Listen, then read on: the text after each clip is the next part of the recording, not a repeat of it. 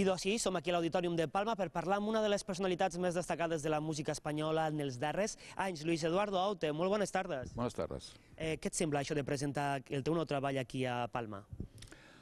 És una experiència que tinc moltes ganes de repetir, perquè aquí he vingut moltes vegades a presentar cançons, sempre amb cançons noves de discs noves.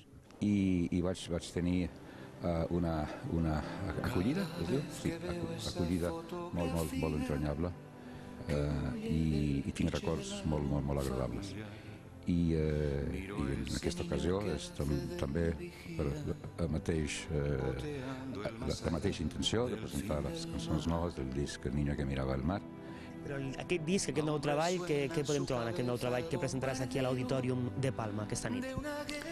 Son 12 canciones nuevas de diversos motivos, pero hay un tema central que es El niño que miraba al mar, es el título de una canción y el título del disco. Fue la primera que escribí y a partir de esa canción, de una forma, las demás fueron tomando forma, ¿no?